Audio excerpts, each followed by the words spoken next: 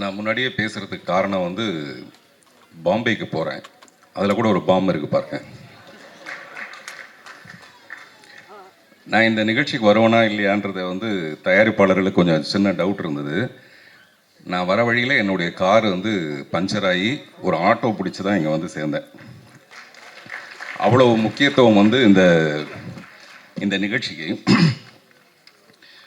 முதல்ல இந்த பாம் படத்தை பற்றி என்ன பேசுறது அப்படின்னு ரொம்ப நேரம் யோசித்தேன். ட்ரைலர் பார்த்த உடனே இது எப்படி பேசுறது, என்ன பேசுனா அது சரியாக இருக்கும், அல்ல என்ன பேசாமல் இருக்கணும், அது எவ்வளோ பூடகமாக பேசுறது அப்படின்னு தெரியல.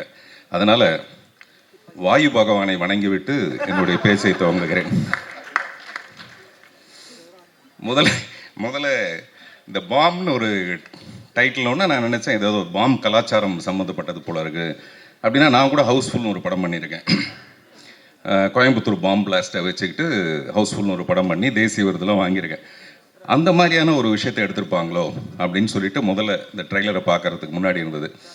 அப்புறம் இந்த மாதிரியான ஒரு டைட்டிலை செலக்ட் பண்ணணும்னா அந்த டைரக்டர் விஷால் வெங்கட் வந்து பெரிய குசும்பனாக இருக்கணும்னு நினைக்கிறேன். அவர் மிகப்பெரிய குசும்பனாக இருந்தால் மட்டும்தான் இந்த மாதிரி ஒரு டைட்டிலை செலக்ட் பண்ண முடியும். இந்த படத்தை தயாரிக்கணும்னா அந்த தயாரிப்பால் எவ்வளோ பெரிய குசும்பனாக இருக்க முடியும். அவர் சுகுமார் பாலகிருஷ்ணன், அவர் எப்பவுமே வேஷ்டி சட்டையில் இருப்பார். இதுக்கு சம்மந்தம் கிடையாது. நான் சொல்கிறேன், அவர் ஏதோ உப்பு சத்தியாகிரகத்துக்கு போகிற மாதிரியே தான் இருப்பார் எப்போவுமே. நான் அவரை பற்றி அப்புறம் பின்னாடி பேசலாம். இது நிறைய பின்னாடி பேசலான்னே வர வேண்டியதாக இருக்குதுங்க. எல்லா டைரக்டரும் இந்த முதல் படம் வந்து மூக்கு மேலே விரல் வைக்கிற மாதிரி அந்த டைரக்டர் பண்ணணுன்ற மாதிரி சொல்லுவாங்க. இந்த டைரக்டர் அந்த மாதிரியே ஒரு டைட்டில் வச்சுருக்காரு. ஆக்சுவலாக நான் ஒரு இங்கிலீஷ் படம் ஹிஸ்ட்ரி ஆஃப் த வேர்ல்டுன்னு ஒரு படம், அந்த படத்தில் கிங் ஆஃப் குசும்பன் ஒருத்தன் இருப்பான். அதை பார்த்தேன் முதல்ல வந்து ஒரு இங்கிலீஷ் படத்தில் குசும்பன் வந்து நான் அதில் தான் பார்த்தேன். அந்த கிங் வந்து எப்போவுமே அப்படி தான் இருப்பார். ஆனால் தமிழ் படத்தில் இப்படி கொண்டு வர முடியுதா? அதே மாதிரி பிங்க் பேந்தர்னு ஒரு படம், அந்த படத்தில் ஸ்டீவ் மார்ட்டின் ஆக்ட் பண்ணியிருப்பார்.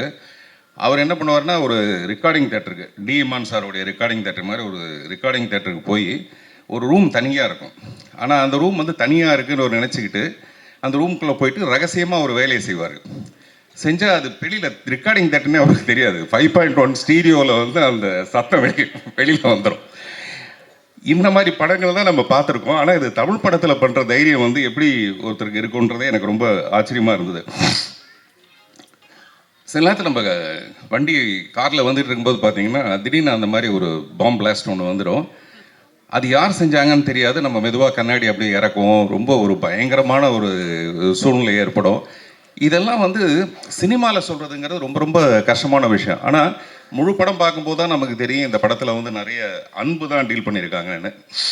அவர் சக்தி ஃபிலிம் ஃபேக்ட்ரி ஒரு எனக்கு ரொம்ப நெருங்கிய நண்பர். அவர் எப்பவுமே ஒரு படத்தை செலக்ட் பண்ணணும்னா முதல்ல ஒரு பேக்ரவுண்டு பார்ப்பார். அந்த ப்ரொடியூசருடைய பேக்ரவுண்ட் சரியாக இருக்கா, படத்தை கரெக்டாக ரிலீஸ் பண்ணிட்டு வரா, கண்டென்ட் எப்படி இருக்குது அப்படின்னு பார்ப்பார். இந்த கண்டென்ட் வந்து அவ்வளோ பிடிச்சிருக்கு அவருக்கு, இல்லை இந்த கண்டென்ட்டை வந்து ஜீரணிப்பாங்களா. இது வந்து ஜீரணத்துக்கும் அஜீரணத்துக்கும் நடுவில் நடக்கிற ஒரு பிரச்சனை இந்த டைட்டில்ங்கிறது. மிஸ்டர் டி இமான், நான் டீன்ஸில் அவரோட ஒர்க் பண்ணதுக்கு அப்புறமேல மறுபடியும் வேற ஒரு மியூசிக் டைரக்டரோட ஒர்க் பண்ண முடியுமாங்கிறதே எனக்கு ஒரு சந்தேகம் ஆயிடுச்சு. அந்த அளவுக்கு ஒரு டார்லிங் தான் அவர் டி இமான். இங்கே பேசும்போது சொன்னாங்க A centre, B centre, C centre வரைக்கும் அவர் கவர் பண்ணுவார்னு. எனக்கு தெரிஞ்சு அவர் டி சென்டர் வரைக்கும் கவர் பண்ணுவார். அதனால தான் அவர் பேர் டி இமான்னு வச்சாங்க. தேவர் மகன் படத்தில் அந்த இஞ்சி இடுப்பழக சாங்கில் பாட சொல்லும்போது ஏன் நீ பாட மாட்டேங்கிற, இல்லைங்க வெறும் காற்று தான் வருது அப்படின்னு அவங்க சொல்லுவாங்க. அந்த மாதிரி ஒரு சுச்சுவேஷன் இந்த படத்தில் இருக்குமோ, அதுக்கு ஒரு பாட்டு போட்டிருப்பீங்களோ அப்படின்னு நினச்சேன். காத்து வாக்கில் 2 காதல்னு ஒரு படம் வந்தது சமீபத்தில். அந்த மாதிரி இந்த படத்தில் எத்தனை காதல்னு எனக்கு தெரியல. அநேகமாக ஒரு காதலாக தான் இருக்கும். ப்ரொடியூசரை பற்றி சொல்லணுன்னா அவர் மிஸ்டர் சுகுமார் பாலகிருஷ்ணன் வந்து அவர் தான் ப்ரொடியூசர்னு பேர் போட்டிருக்காரு தவிர அது முழுக்க போய். இந்த படத்தோட ப்ரொடியூசர் வந்து சதா சுகுமாரன். நான் ஏதோ பேரை தப்பாக சொல்ல நினச்சிக்காதீங்க, கரெக்டாக தான் சொல்லுவேன் நான். ஆமாம், ஏன்னா அவர் மிஸ்டர் சுகுமார் வந்து என்கிட்ட பேசும்போது சதா அவங்க பேரை பற்றி தான் சொல்லிட்டு இருப்பார். அதனால் அது சுதா கிடையாது, வெறும் சதா சுகுமார். அது உங்களுக்கு தெரியாதுங்க, மேடம் வந்து அப்படி ஒரு டேஸ்ட்டுங்க, மேடம் வந்து அது மேடம் தாங்க எல்லாத்தையும் டிசைட் பண்ணுவாங்க, மேடம் தான் உண்மையிலே எல்லார் வீட்லையும் மேடம் தான் டிசைட் பண்ணுவாங்க. ஆனால் அது தைரியம் இல்லை ஒரு ஆம்பளைக்கு சொல்கிறதுக்கு. அதனால மேடம் தான். மேடம் சிரிக்கிறது பெரிய விஷயம் இல்லை. இன்னமும் கல்யாணம் ஆகி இத்தனை வருஷம் கழிச்சு இன்னும் அவர் சிரிச்சிட்டு இருக்காருன்னா டெஃபினட்டாக அது காரணம் வந்து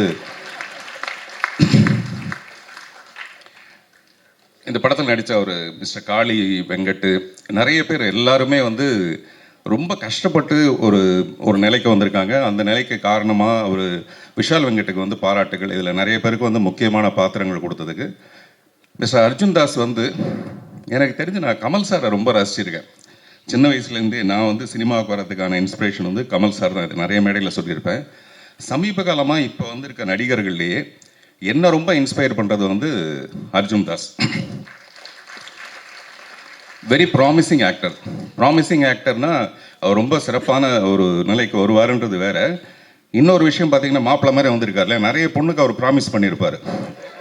நான் உன்னை கல்யாணம் பண்ணிக்கிறேன், நான் உன்னை கல்யாணம் பண்ணிக்கிறேன், நான் உன்னை கல்யாணம் பண்ணிக்கிறேன், நிறைய பேருக்கு ப்ராமிஸ் பண்ணியிருப்பார். அதனால் அவர் ஒரு ப்ராமிசிங் ஆக்டர்னு சொல்லலாம்.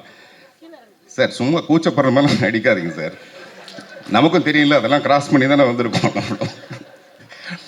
நீங்கள் குட் பை டாக்லி பார்த்தீங்கன்னா எல்லாரும் வந்து அஜித் சாரை ரசிச்சிட்டு இருக்கும்போது நான் நினைக்கிறேன் அஜித் சார் படம் பார்க்கும்போது அர்ஜுன் தாஸை ரசிச்சிருப்பாருன்ட்டு. ஏன்னா அப்படி ஒரு காம்படிஷன், அப்படி ஒரு பியூட்டிஃபுல்லாக பண்ணியிருந்தார் அந்த படத்தில். நான் பொதுவாக கதை எழுதினேன்னா வந்து ஹீரோயினை மட்டும்தான் கவனத்தில் வச்சுக்குவேன். இந்த ஹீரோயினுக்கு இப்படி ஒரு சீன் பண்ணலாமா அப்படின்ட்டு. பட் என்னுடைய கெட்ட நேரம் பாருங்கள், அர்ஜுன் தாஸை வச்சு நான் வந்து ஒரு படம் பண்ணலாமா அப்படின்னு. கெட்ட நேரம் நான் சொல்கிறது சந்தோஷத்தில் சொல்கிறேன். ஹீரோயின் எல்லாம் மறந்துட்டு ஒரு ஹீரோவை சென்டர் பண்ணி அர்ஜுன் தாஸை சென்டர் பண்ணி ஒரு படம் பண்ணலாமா. நான் அர்ஜுன் தாஸ்கிட்ட கூட நேற்று சொன்னேன், அதுக்கான வாய்ப்பு இருக்குது. இப்போவே அவர் சொல்கிறார் ஜூன் வரைக்கும் டேட் இல்லைங்கன்றாரு. இந்த படம் வந்ததுன்னா 27 ஜூன் வரைக்கும் டேட் இல்லைன்னு சொல்லுவார். சில நேரத்தில் தோற்று போனால் கூட பரவாயில்ல, நம்ம ஆசைப்படுறதுல ஒன்றும் பெரிய தப்பு இல்லை. அதனால் நான் கதை சொல்கிறேன். சிவாத்மிகா வந்து நான் சின்ன பையனால பார்த்துருக்கேன். இல்லை, அவங்க ரொம்ப சின்ன பொண்ணாக இருக்கும் போதுலேருந்து நான் பார்த்துருக்கேன். இந்த ஷாக் இருக்கு இல்லையா, அந்த ஷாக்காக தான் நான் அப்படி சொன்னேன். நான் ரொம்ப ஆசைப்பட்டேன் அவங்க டெஃபினட்டாக ரொம்ப சிறப்பான ஒரு நிலைமைக்கு வருவாங்க. அது இந்த படத்துக்கு அப்புறமேல வரும்போது சந்தோஷமாக இருக்கும். அதே மாதிரி பொதுவாக ஒரு படம் வந்ததுக்கு அப்புறமேல இந்த படத்தோட வெற்றியை பற்றி எல்லாரும் குசு குசுன்னு பேசுவாங்கன்னு நினைக்கிறேன். இந்த படம் நல்லா இருக்குது, டெஃபினட்டாக பாருங்கள் அப்படின்னு காதோட காது வச்சு குசு குசுன்னு பேசுவாங்கன்னு நான் நினைக்கிறேன். அதே மாதிரி சில படங்களை வந்து நம்ம அப்புறம் பார்த்துக்கலான்னு விடுவோம்ல, அந்த மாதிரி இந்த படத்தை பின்னால் பார்த்துக்கலான்னு விட்டுற வேண்டாம் யாரும். இந்த படம் உடனே வெற்றி அடைஞ்சதுன்னா, இப்போ கூட ஒரு சக்தி சார் சொன்னார், ஒரு பெரிய சேனல் ஒன்று தொடங்க போகிறாங்க. அதில் கூட பார்த்திங்கன்னா பெண்களுக்கு தான் முக்கியத்துவம். நான் முதல்ல சொன்னேன் இல்லைங்களா, அதே சதா கதை தான் அது. அதனால் பெண்களுக்கு தான் அதில் முக்கியத்துவம்.